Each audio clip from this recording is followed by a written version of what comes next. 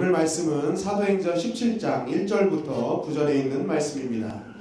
사도행전 17장 1절부터 9절에 있는 말씀 한 절씩 교독하시겠습니다. 그들이 암비볼리와 아볼로니아로 다녀가 데살로니가에 이르니 거기 유대인의 회당이 있는지라.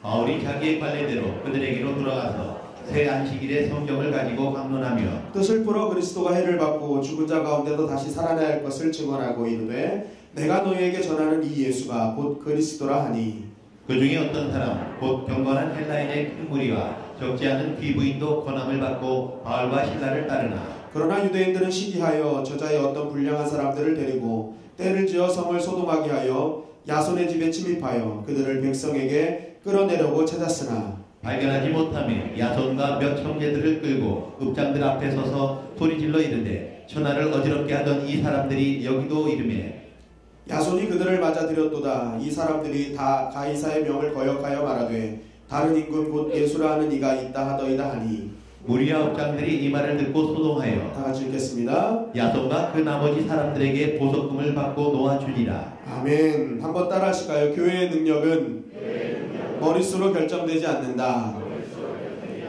교회의 능력은 머릿수로 결정되지 않는다라는 제목으로 하나님의 말씀을 증거하겠습니다. 사도행전, 우리가 보는 이 사도행전은 예수님께서 승천하신 후에 이 제자들이 성령 받아서, 또한 특별히 다메섹 도상에서 예수님을 만났던 사도 바울이 함께 이 세계를 곳곳을 누비며 이 복음을 증거한 그러한 내용을 다루는 것이 바로 사도행전입니다.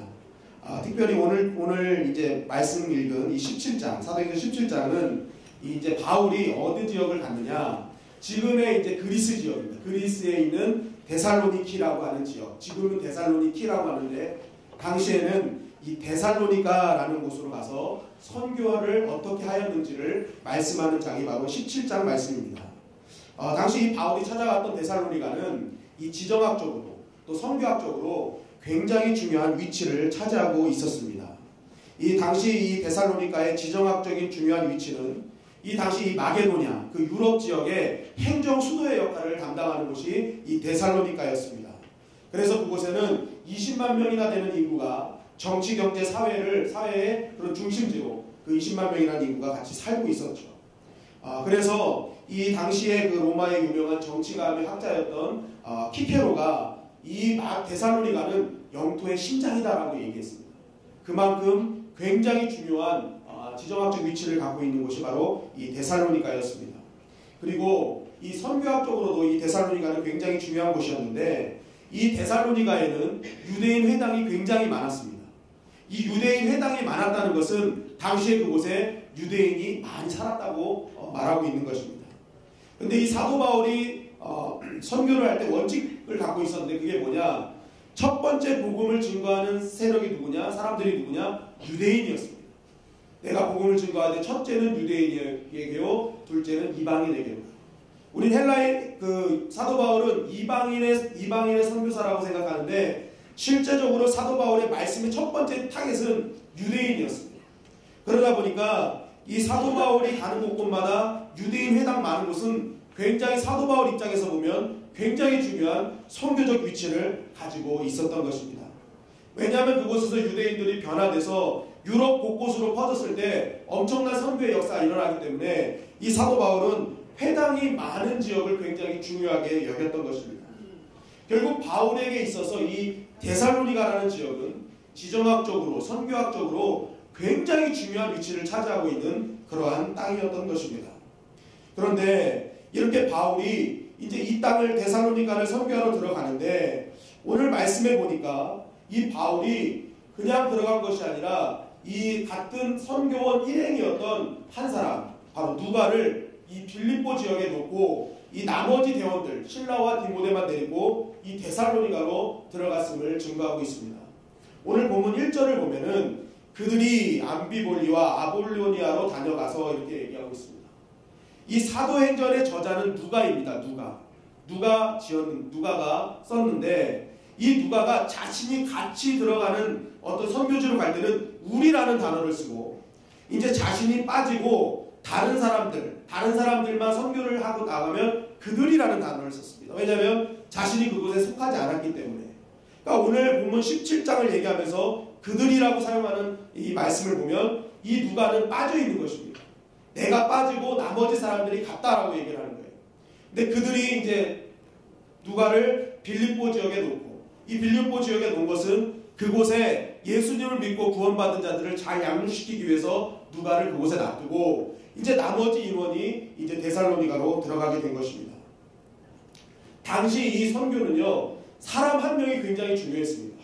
왜냐하면 당시에는 지금처럼 뭐 길이 잘 뚫린 것도 아니고 이 차가 있는 것도 아니어서 이 선교팀원들이 모두가 짐을 지고 갔어야 됩니다. 선교에 필요한 모든 의식주나 이런 것들을 다 짊어지고 가야 되기 때문에 이 한 사람의 인력이 너무너무 중요했습니다. 그런데 그 중에 누가가 빠진 것입니다. 그리고 이 당시에 이 빌립보에서 이 바울과 실라는 엄청나게 심하게 매질을 당했습니다. 그런데 이 매질을 당한 바울과 실라가 사실 제대로 고침 받지도 못하고 이렇게 이제 데살로니가로 바로 한 160km를 이제 온 거거든요. 그런데 이 누가의 직업이 의사였습니다. 의사였고 바울의 주치의였어요. 그러니까 이 심한 매질을 당한 바울에게 정말 필요한 사람은 누구였느냐? 바로 의사였던 누가였던 것이죠. 그러니까 이 누가의 치료를 받으면서 선교를 감당해야 되는데 이 누가를 빼놓고 이렇게 선교지로 나왔다는 것은 이 바울에 있어서 굉장히 큰 치명타였다는 것입니다.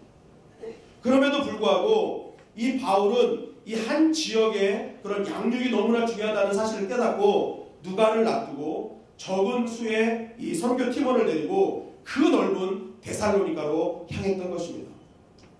이렇게 바울, 실라와 디모데만 데리고 이 넓은 데살로니가 땅을 들어가서 이들이 사역을 시작했는데 이 사역이 어떤 결과를 초래했는지를 오늘 본문 4절이 증거하고 있습니다. 오늘 본문 4절 다 같이 읽겠습니다. 시작. 그 중에 어떤 사람 곧 경건한 헬라인의 큰 무리와 적지 않은 기부인도 권함을 받고 바울과 실라를 따르나. 네. 이들이 가서 사역을 시작하니까 경건한 헬라인의 큰 무리, 많은 무리가 이 바울을 따르기 시작했고 적지 않은 귀부인들, 정말 그 당시 굉장히 엘리트고 굉장히 부자였던 그러한 사람들도 이 바울과 실라를 따르기 시작했다는 것입니다. 이 데살로니가 전도는 오늘 2절 나온 것처럼 새 안식일에 벌어진 거예요. 딱 3주 동안 진행된 사역이었습니다. 기간도 짧고 인원도 부족한 사역이었어요. 그럼에도 불구하고 더욱더 엄청난 큰 무리들이 따르게 되는 놀라운 역사를 일으킨 사역이었다는 것입니다. 어떻게 수적으로도 열세고 시간적으로도 짧은 이 시간에 이런 빠른 변화와 역사를 일으키게 되었는가? 오늘 말씀을 통해서 우리는 그것을 바라봐야 하는 것입니다. 첫째로 어떻게 이런 일이 가능했는가? 첫째는 따라하시겠습니다. 바울의 좋은 습관 때문이었다. 오늘 본문 말씀 2절을 보면은 바울이 자기의 갈래대로 그들에게 들어가서 라고 말씀하고 있습니다. 바울이 어떻게 했다는 거예요? 자기의 관례대로 그곳에 들어가서 행하기 시작했다는 것입니다. 오늘 본문에 나오는 이 관례라는 단어를 원문을 찾아보니까 이 단어의 뜻이 습관이라는 뜻이었습니다. 습관.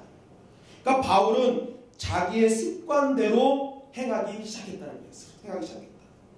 이 바울이요 선교지에 가면 습관이 있었습니다. 어떤 습관이 있었느냐? 첫째는 기도의 처소를 찾는 습관이 있었어요. 내가 이곳에 들어가서 무엇을 먼저 할까? 뭐 일을 선택한 게 아니라 내가 이곳에서 먼저 기도할 자리를 찾았습니다. 그래서 가장 먼저 기도의 자리를 찾았고 두 번째는 말씀을 전할 장소와 사람들을 찾았어요. 그래서 사도 바울은 기도 후에 항상 말씀을 전할 사람이 있는지 회당이 있는지 이것을 항상 찾았던 것입니다. 즉 사도 바울의 습관은 항상 기도하는 것이었고 사도 바울은 항상 습관처럼 말씀 중심으로 사는 것이 이 사도 바울의 습관이었다는 것입니다. 결국 우리가 이 말씀을 통해 깨닫는 바가 무엇입니까? 사도 바울의 복음의 역사는 그가 가지고 있었던 좋은 신앙의 습관을 통해서 이루어졌음을 말씀은 증거하고 있는 것입니다. 여러분 우리는 습관적 신앙이라고 하면은 사실 조금 경계하는 경향이 있어요. 습관적 신앙을 멀리 해야 된다. 습관적 신앙을 하지 말아야 된다라고 얘기하는데 그 이유가 뭐냐면 습관적인 신앙이 우리가 아무런 감흥 없이 그냥 기계적으로 예배를 드린다라고 생각하기 때문인데 사실은 이 습관적이라는 말과 이 형식적인 말이 이게 합쳐져서 맞물려서 그러는 것이지 성경을 보면요 좋은 신앙의 습관이 얼마나 큰 역사를 일으키는지를 말씀하고 있다는 것입니다. 여러분 예수님께서는 잡히시기 전날 밤에 겟세마네 동산에서 기도를 하셨습니다. 그때 기도의 내용이 마가복음 14장 36절에 나오고 있습니다. 우리 마가복음 14장 36절을 다 같이 읽겠습니다. 시작. 이르시되 아빠 아버지여 아버지께는 모든 것이 가능하오니 이 잔을 내게서 옮기시옵소서. 그러나 나의 원대로 마시옵고 아버지의 원대로 하옵소서 하시고. 네. 예수님께서 이제 십자가를 앞에다 두시고 기도하시는데 이 뜻을 나의 원대로 마옵시고 아버지의 뜻대로라고 얘기합니다. 사실 인간의 몸을 입고 오신 예수님이 십자가형이 얼마나 어렵고 힘든지는 누구보다도 잘 아셨습니다. 그래서 예수님은 처음에 기도할 때 가급적이면 나한테 이 잔을 옮겨주시옵소서. 처음에 그렇게 기도하셨거든요.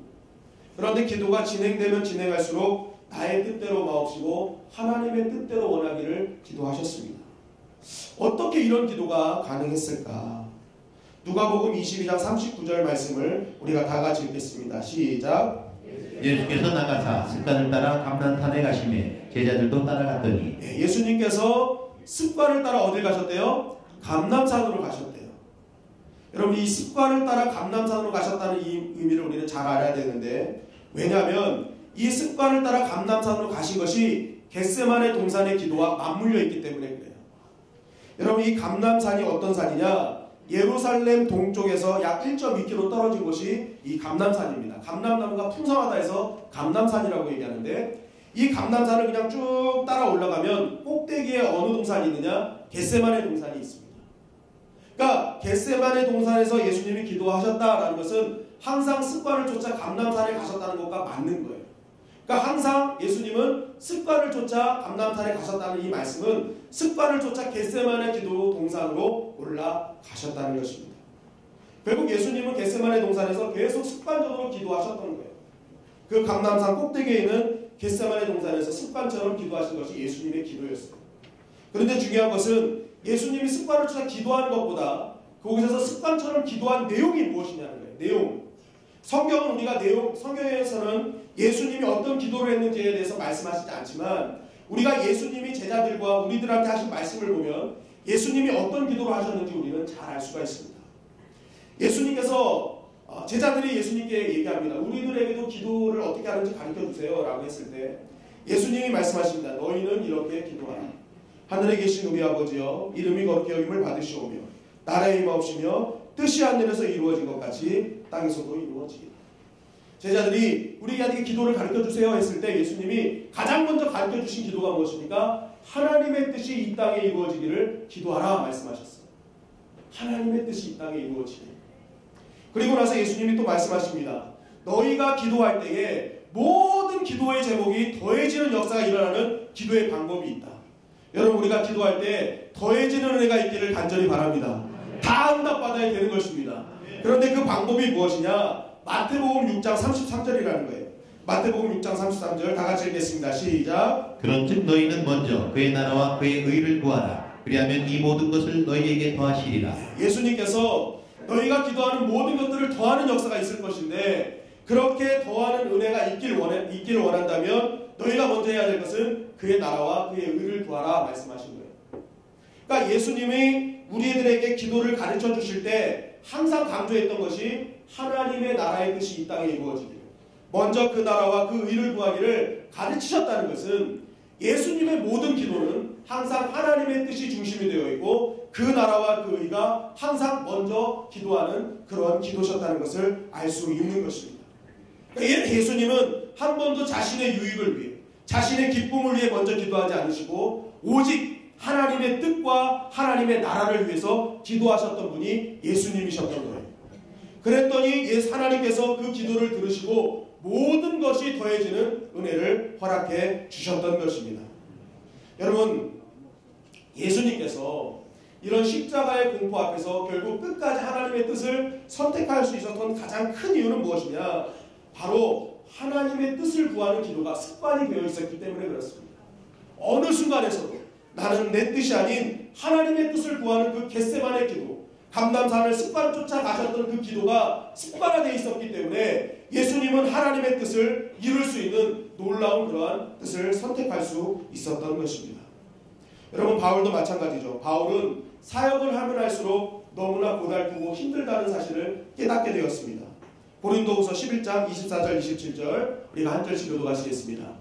유대인들에게 40에 하나 감한 매를 5번 맞았으며 3번 회장으로 맞고 1번 돌로 맞고 3번 파선하고 일주야를 깊은 바다에서 지냈으며 여러 번 여행하면서 강의 위험과 강도의 위험과 동족의 위험과 이방인의 위험과 신의 위험과 광야의 위험과 바다의 위험과 거짓 형제 중의 위험을 당하고 또 수고하고 했으며 여러 번 자지 못하고 죽이며 목마르고 여러 번 굶고 춥고 헐벗었노라. 아멘.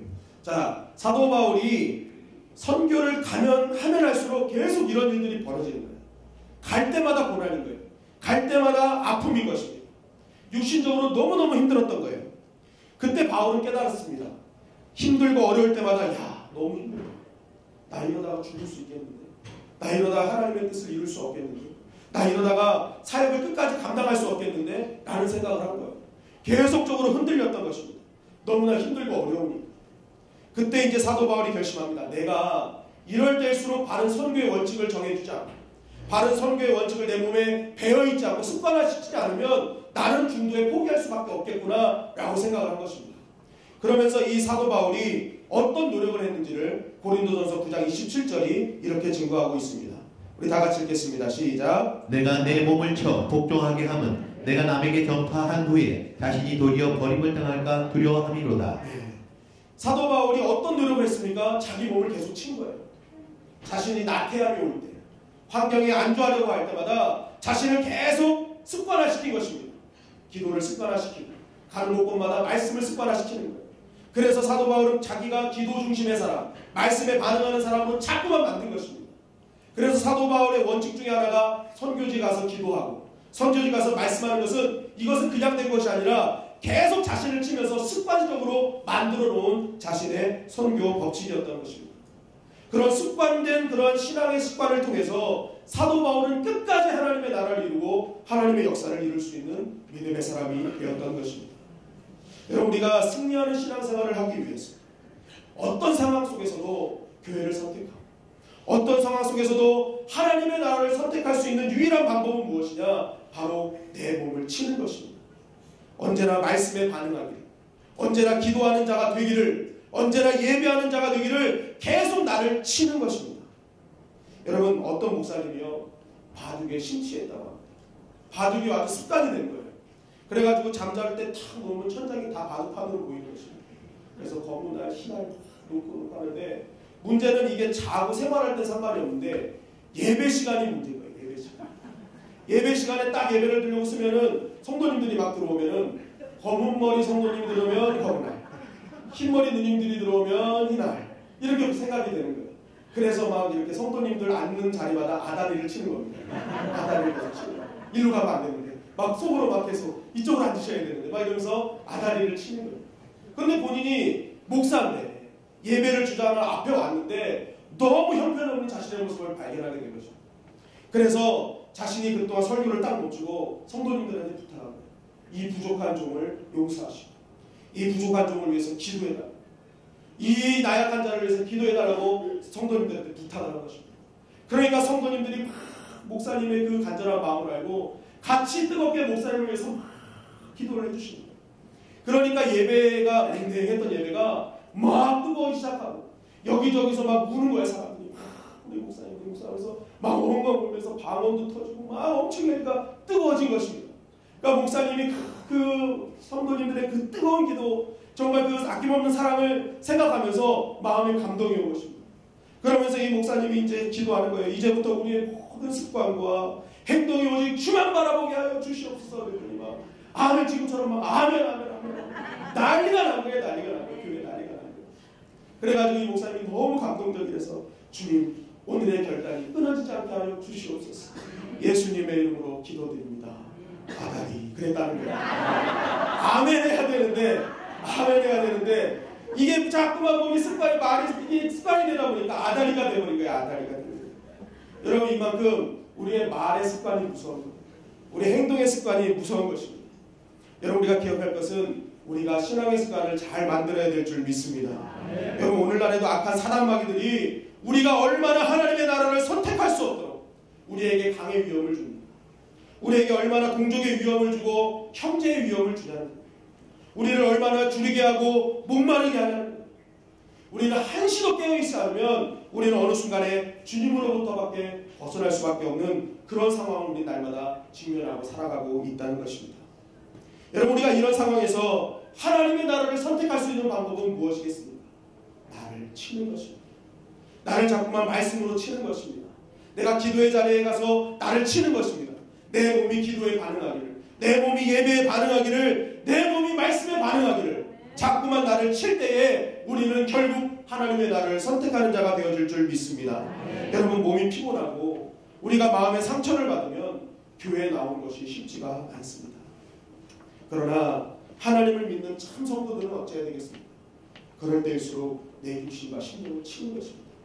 내가 자꾸만 기도로 습관을 길러놓고 말씀을 습관으로 길러놓는 거예요. 그럴 때일수록 죽을 힘을 다해 나의 발걸음을 교회로 옮길 때에 내 신앙은 승리하는 신앙이 되어질 줄 믿습니다. 여러분, 내가 주님께 드리는 예배를 위해 나는 나를 얼마나 치고 있습니까? 내가 기도의 시간을 갖기 위해 나 자신을 얼마나 치고 있습니까? 사랑할 수 없는 사람까지도 사랑하기 위해서 나를 얼마나 치고 있습니까? 진심으로 주님께 헌신하기 위해서, 교회 가족과 하나 되기 위해서 내 자신을 얼마나 치고 있습니까? 여러분, 우리가 예배가 습관될 때까지 나를 쳐야 될 줄 믿습니다. 기도가 습관이 될 때까지 나를 쳐야 되는 것입니다. 하나님의 말씀이 이 말씀에 순종하는 자가 되기 위해서 나를 쳐야 되는 것입니다. 여러분, 우리가 조금 전 성경 통독자들 시상을 했잖아요. 여러분, 1년에 4독, 5독 하는 것이 결코 쉬운 일이 아닙니다. 제가 신학교 다닐 때, 제가 신학생으로 있을 때 교회 목사님, 담임 목사님께서 강조하셨던 것이 신학생은 적어도 1년에 4독 해야 된다 해가지고 3개월에 한 번씩 1독을 하기를 원하셨습니다. 그래서 가만히 생각해 보니까 20대 그 팔팔한 시절에 제가 기억하는 거는 저 성경 읽은 기억밖에 없는 것 같아요. 다른 거 더 많이 했겠지만 했는데 제 생각에는 이 3개월 안에 1독을 끝내야 되기 때문에 굉장히 열심히 읽었던 기억이 납니다. 그리고 1독이 끝나면 꼭 검사를 맡았어요. 그래서 성경책에 이렇게 줄을 그었는데 형편없는 곳에 줄을 치면 그 자리에서 혼났어요. 그래서 항상 다 일일이 검사하시는 거예요. 똑바른 곳에 줄을 쳤는지 안 쳤는지 이걸 검사를 하시는 것입니다. 그럼 다 끝나면 또 새로운 성경책을 줘서 다시 읽게 하시고 자꾸만 그렇게 교육을 시키셨어요. 가만 생각해보니까 그때 제 습관을 자꾸만 목사님이 말씀 중심의 습관으로 기르시기 위해서 그렇게 훈련을 시키셨던 것 같아요. 그것뿐만이 아니라 새벽 예배도 마찬가지였습니다. 새벽 예배 이렇게 다 같이 앉으시잖아요. 근데 그 교회는 부목사들과 신학생들은 따로 성가대석에 따로 앉았습니다. 그래서 목사님이 새벽에도 딱 올라오셔가지고 이렇게 고개를 트시고 부목사하고 신학생이 다 나왔는지 확인을 하셨어요. 그래가지고 한 명이라도 안 나오면 다시 데리고 오라고. 그래서 올 때까지 끝내질 않으셨어요. 무조건 와야 됐습니다. 그러니까 새벽 예배를 그렇게 출석을 항상 보면서 이렇게 새벽 예배를 드렸어요. 때로는 아침 그 속장님들 회의를 하는데 땡 울렸는데 여기서 자다가 새벽기도 시작하는 줄 알고 일어났더니 속장님 회의를 하고 있더라고요. 그래가지고 굉장히 창피한 적도 있었는데 어쨌든 그렇게 신앙을 훈련을 받았어요. 저뿐만이 아니라 그 교회는요, 성도님들도 새벽 예배 때 목사님이 출석을 불렀어요. 그래서 출석을 불러다가 만약에 3번을 빠지면 1년 뒤에 직분을 취소하는 그런 교회에서 훈련을 받았어요. 대단한 교회였죠. 어쨌든 근데 그때 당시에는 젊은 나이에 너무 힘들었어요. 어떻게 이렇게 훈련을 시키시지? 어떻게 이럴 수가 있지? 하면서 굉장히 힘들었습니다. 그런데 지나고 나서 보니까 제가 새벽 기도가 어렵지 않은 이유, 제가 말씀을 볼 때 정말 잘 볼 수 있는 이유가 그때 그 목사님이 저를 그렇게 말씀이 습관화되고 새벽 예배를 습관화시키는 그러한 훈련이 있었기 때문에 제가 지금 그나마 그렇게 형편없는 허랑방탕했던 인생이 그나마 사람 구실할 수 있는, 그나마 성도 구실할 수 있는 그러한 인생으로 변화됐다는 것을 느끼게 되었습니다. 그러한 습관이 있는 신앙이 결국 부족하지만 제가 여러분들 앞에 이렇게 설교를 할 수 있는 그러한 인생으로 만들어 주셨음을 알게 되었습니다. 여러분, 우리가 말씀이 습관화되고 예배를 습관화된다는 것은 인생을 변화시키는 것입니다. 한 인생이 완전히 변화되는 그러한 은혜가 습관화된 신앙에 있는 것입니다. 이번 주일날 우리 그 일사가구의 주기철 목사님 그 영상을 아마 많이들 보셨을 것입니다.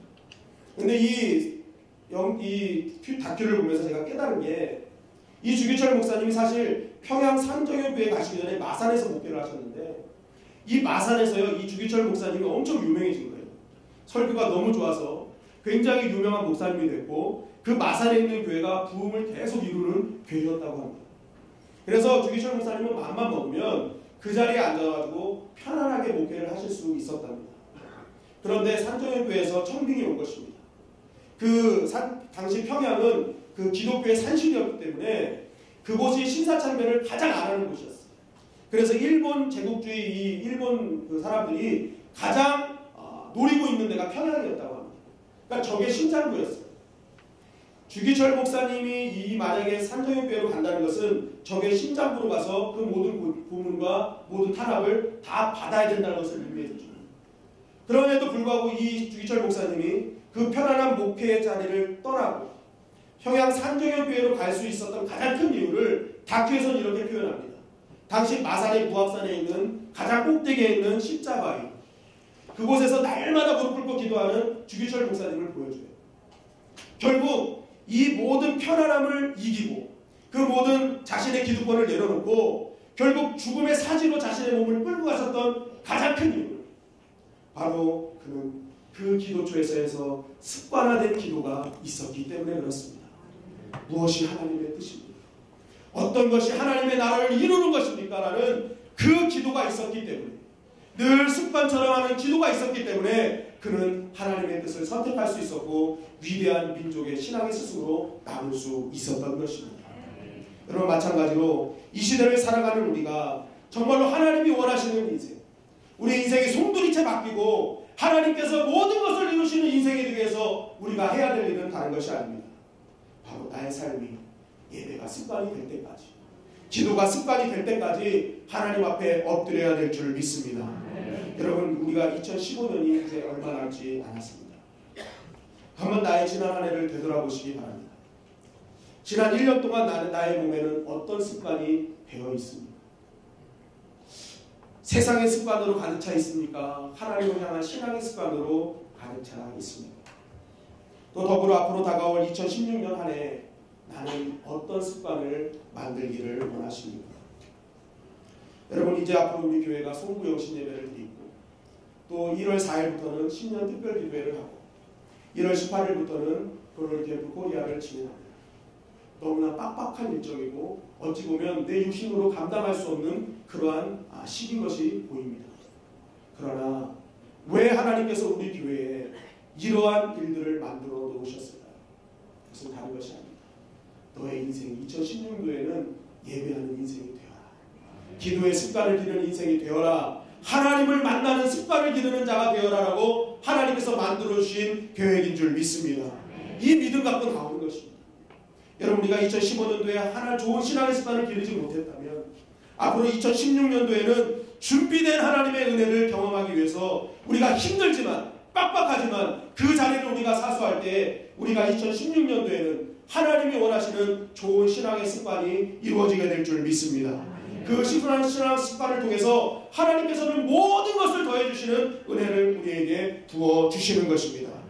여러분, 2016년도 한 해를 좋은 신앙의 습관을 통해서 하나님께 영광 돌리고 그것을 통해 부어주시는 하나님의 은혜를 경험하는 저와 여러분들이 되시기를 주님의 이름으로 간절히 축원합니다. 둘째로는 바울은요, 말씀의 힘을 믿었기 때문입니다. 오늘 2절 하반절 말씀에 보면 다 같이 읽겠습니다. 시작. 새 안식일에 성경을 가지고 강론하며. 네. 사도 바울이 새 안식일 동안 3주 동안 했던 것이 뭐라는 거예요? 말씀을 강론했다. 말씀만을 강론했대요. 3주 동안. 3주 동안. 여러분, 바울은 3주 동안요 잔재주 부리지 않았다는 거예요. 우리가 교회가 부흥하기 위해서, 이 뭔가 변화되기 위해서 어떤 다른 거 사용하지 않고 오직 말씀만 증거했다는 것입니다. 왜냐하면 말씀이 진짜 힘이고 생명임을 믿었기 때문에 그렇습니다. 여러분, 한동안 현대교회의 흐름 중에는 사람의 아이디어를 처음 동원해가지고 이렇게 막 프로그램을 주르르 이룬 열린 예배가 이 한국교회에 센세이션을 일으킬 때가 있었습니다. 많은 사람들이 교회가 변화됐다고 해서 모여들었습니다. 그런데 지금 10몇 년이 지난 지금에는 열린 교회를 드리는 교회가 많지 않습니다. 왜 그런가 했더니 당시에는 순간 많은 사람들이 모였어요. 그런데 막상 뚜껑을 열어보니까 교회가 숫자만 채울 뿐이지 그 안에 생명이 없었던 것입니다. 예수 그리스도가 누구신지, 구원이 무엇인지 이것을 전혀 알지 못한 채 그냥 흥에 겨워 모이는 사람들이 너무나 많았던 것입니다. 그래서 지금은 많은 교회들이 열린 예배가 아닌 다시 말씀 중심의 교회로 살아가고 있는 것입니다. 여러분, 바울이 아테네에 들어갈 때 이 고린도 지역은 당시 철학 중심의 지역이었습니다.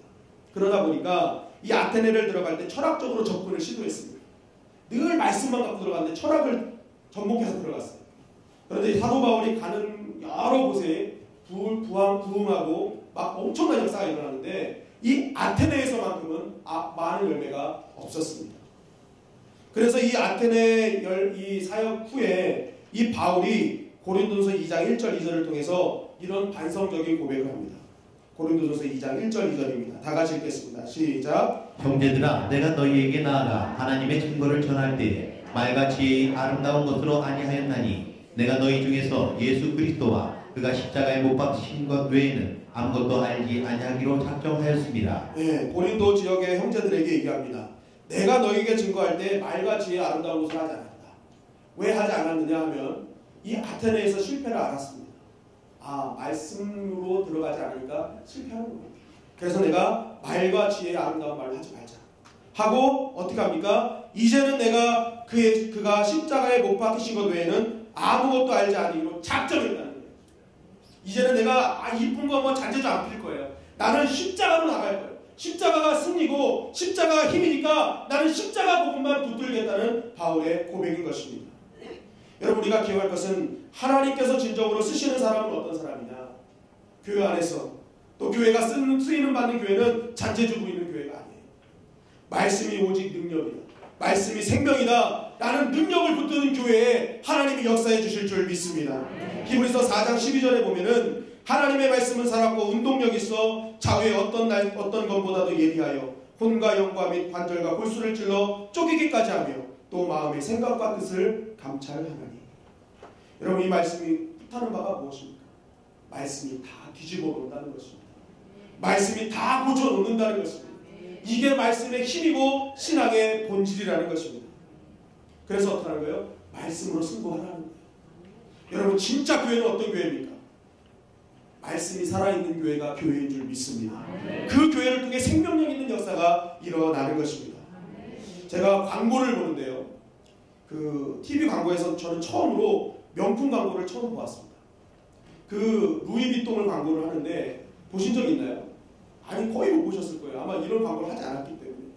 그런데 루이비통을 보는데 그냥 다른 거 없어요. 그냥 조금 막 남녀가 왔다 갔다 하다가 그냥 화면에 루이비통이라고 탁 나옵니다. 루이비통 글자만 딱 떠요. 도대체 이게 무슨 선전이지? 그랬어요. 보통 선전은 이 가방은 뭐 어떻게 더 용도가 좋고 막 이런 식으로 선전을 광고를 하잖아요. 그런데 루이비통 광고는 그냥 이름만 딱 뜨는 거예요. 제가 그걸 보면서 깨달았습니다. 야, 명품은 그냥 이름의 확신을 갖고 나아가는구나. 다른 거 안 하는구나. 설명할 필요가 없구나. 그냥 자신감이구나. 이 이름의 확신이구나. 나 루이비통이야 하는 거예요. 그냥 나 루이비통이야. 다른 얘기 안 하는 거예요. 알잖아, 내가 어떤 존재인지 딱 얘기하는 거예요. 우리나라 대표적인 게 무엇입니까? 가스알명수가 있잖아요. 얘기 안 하잖아. 그냥 속이 더부룩하고 답답할 때 가스알명수, 부채표 가스알명수 딱 하면 그냥 끝이잖아요. 우리가 아플 때, 배 아플 때 가스알명수, 부채표구나 이거 알듯이 똑같은 거예요. 나 알잖아, 가스알명수야. 이런 거야. 가스알명수, 부채표야. 확신에서 나오는 자신감, 이것을 사람이 자꾸만 다 끌고 가는 능력 아닙니까? 확신. 여러분, 복음도 이와 같아야 될 줄 믿습니다. 여러분, 왜 교회가 자꾸 꾸미려고 할까요? 막 인간의 아이디어로 잔재를 부릴까요? 말씀이 힘이고 그 이름이 진짜 생명임을 깨닫지 못하기 때문인 것입니다. 여러분, 진짜 말씀이 힘이고 예수 그리스도가 진정한 능력임을 깨닫는다면 우리는 그 예수 그리스도만 증거해야 될 줄 믿습니다. 요한복음 1장에 보면은 안드레가 예수님을 만나요. 예수님을 만나니까, 메시아를 만나니까, 구원자를 만나니까 전도할 마음이 생기게 된 것입니다. 그러니까 어떡합니까? 막 전도할 대상자를 찾다가 자신의 형제였던 베드로에게 갑니다. 그 베드로에게 나가서 뭐라고 합니까? 내가 어떤 사람을 만났어. 그런데 이 사람이 보니까 굉장히 의리여리한 건물에서 얼굴에 후광이 나면서 손만 대면 막 금으로 변하고 막 사람들이 낫고 회복되고 죽은 자가 살아나더라. 이렇게 얘기하지 않았다는 거예요. 요한복음 1장 41절을 보니까 다 같이 읽겠습니다. 시작. 그가 먼저 자기의 형제 시몬을 찾아 말하되 우리가 메시아를 만났다 하고. 네. 안드레가 얘기를 하는데 다른 거 얘기 안 해요. 내가 메시아를 만났어. 나의 구원자를 만났어. 딱 한마디 했습니다. 그런데요, 베드로가요, 이 한마디에 따라오더라고요. 이 한마디에 따라오더라고요. 왜 따라왔습니까? 안드레가 갖고 있는 그 이름의 확신 때문에 그랬습니다. 야, 안드레 눈빛이 달라졌구나. 안드레가 얘기하는 그 말투가 진짜 구원자를 만나구나. 진짜 메시아구나라는 확신이 느껴졌던 것입니다. 그러니까 베드로가 열일 제쳐놓고 안드레를 따라갔다는 것입니다. 여러분, 어떤 분들은 이 말씀을 들으면 그러실 수 있어요. 에이, 목사님, 시대가 바뀌어서요, 이제 그렇게 해서는 전도 안 됩니다. 그렇게 해서는 사람들 안 옵니다. 교회가 더 화려해져야 되고요, 더 많이 꾸며야 돼요. 이렇게 말씀하시는 분도 있습니다. 물론 그 말씀도 맞는 말씀입니다. 고린도전서 1장 23절에 보니까 우리는 십자가에 못 박힌 그리스도를 전하니 유대인들에게는 꺼리는 것이요 이방인들에게는 미련한 것이오되. 뭐라고 합니까? 우리가 그리스도를 전했어. 확신을 차서 전했는데 그래도 유대인들은 계속 꺼려하더라. 그리고 어떤 사람은 우리에게 미련하다고 하더라. 그러면서 복음을 다 외면시했다는 것이죠. 이 시대와 똑같았습니다. 똑같았다는 거예요. 그리고 어떤 사람들은 기분 상해하더라. 여러분, 예수님도 복음을 증거하다가 배척당하고 사람들에게 버림당한 거 아닙니까? 그러니까 복음은 사실 누구는 꺼려하고 누구는 싫어하는 것이 분명히 사실입니다. 그러나 제가 말씀드리고자 하는 것은 이 말씀을 듣는 자의 반응이 아니라 말하는 나의 반응인 것입니다. 과연 나는 얼마나 그 말씀의 확신을 가지고 말씀을 증거하며 얼마나 그 예수 그리스도의 이름에 확신을 가지고 있는지를 저는 묻고 있는 것입니다. 여러분, 디모데후서를 보면은 바울이 디모데에게 이런 말을 합니다. 디모데후서 1장 8절입니다. 다 같이 읽겠습니다. 그러므로 너는 내가 우리 주를 증언한가 또는 주를 위하여 같이 나를 부끄러워하지 말고 오직 하나님의 능력을 따라 복음과 함께 고난을 받으라. 네, 사도 바울이 디모데에게 얘기합니다. 너 지금 나를 부끄러워하고 또 복음을 부끄러워하고 있잖아. 그런데 지금 그래서는 안 돼.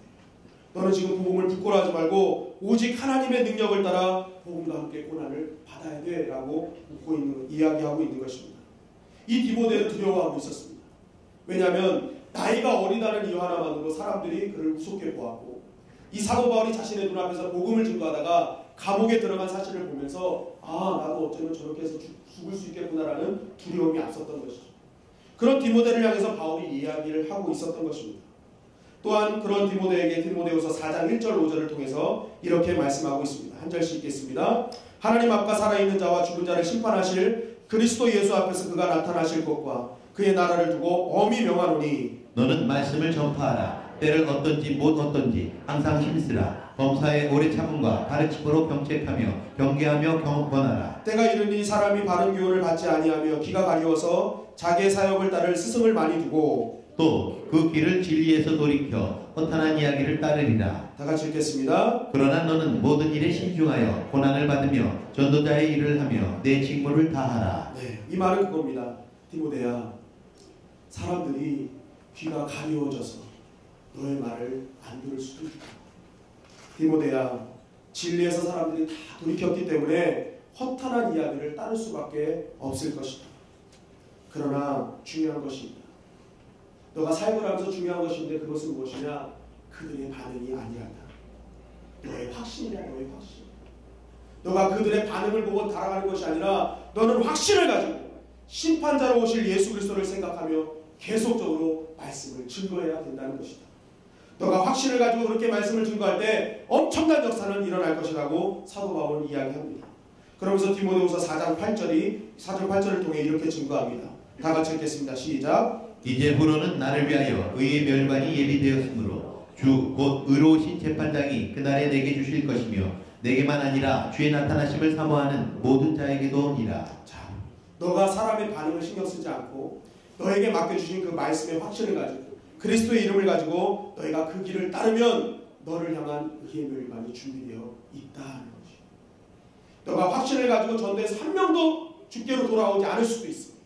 그런데 너가 갖고 있는 그 확신은 결국 의의 멸관을 받게 될 것이다.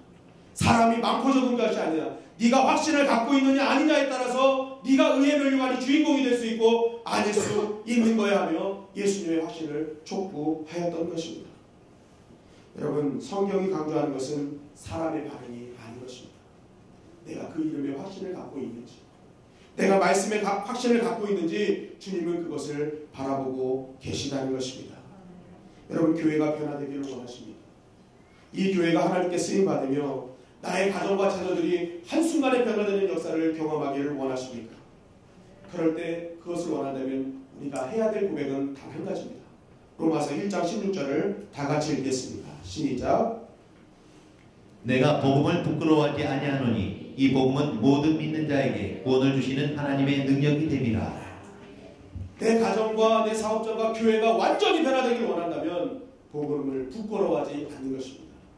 왜냐하면 그 복음이 하나님의 능력이기 때문인 것이죠. 그래서 하나님의 능력된 복음을 부끄러워하지 아니하고 그 말씀의 확신을 가지고 내가 그 말씀대로 순종하며 따라가는 자에게 하나님은 놀라운 은혜를 허락해 주시는 것입니다. 여러분, 교회는 세상의 방법이나 사람의 숫자로 결정되는 것이 아닙니다. 그 모인 사람들이 어떤 신앙의 습관을 가지고 있는지, 내가 얼마나 하나님의 능력이 되는 말씀을 의지하고 확신하고 있는지에 따라서 교회의 능력은 결정되는 것입니다. 저는 우리 주님의 영광교회가 2016년도에는 부흥할 뿐만이 아니라 정말로 영향력 있는 교회로 정말 우리의 가정이 변화되고 우리의 삶의 터전이 변화되고 우리의 직장이 변화되는 역사가 일어나기를 간절히 소망합니다. 그러기 위해서 우리가 해야 될 일은 무엇입니까? 내가 좋은 신앙의 습관을 갖는 것입니다. 언제든지 기도의 습관이 되고 말씀이 습관이 되고 예배가 습관이 되는 자가 될 때에 하나님께서 역사해 주시는 것입니다. 또한 우리 교회는 사람의 방법이야, 사람의 아이디어가 아닌 하나님의 방법, 하나님의 말씀의 확신과 구원의 확신으로 우뚝 서 있을 때에 우리 교회에 놀라운 하나님의 역사를 이루게 될 줄 믿습니다. 우리 교회가 2016년도에 정말 이 말씀 붙들고 정말 그 진리 안에서 온전한 습관을 통해서 또한 확신을 통해서 힘있는 교회, 영향력 있는 교회로 변화되기를 주님의 이름으로 간절히 축원합니다. 우리 마가복음 8장 38절을 다 같이 읽고 말씀을 마무리하겠습니다. 시작. 누구든지 이 음란하고 죄 많은 세대에서 나와 내 말을 부끄러워하면 인자도 아버지의 영광으로 거룩한 천사들과 함께 올 때에 그 사람을 부끄러워하리라. 아멘. 우리가 하나님 보시기에 부끄럽지 않은 삶을 통해 영광 돌리는 저와 여러분들이 되시기를 주님의 이름으로 간절히 축원합니다.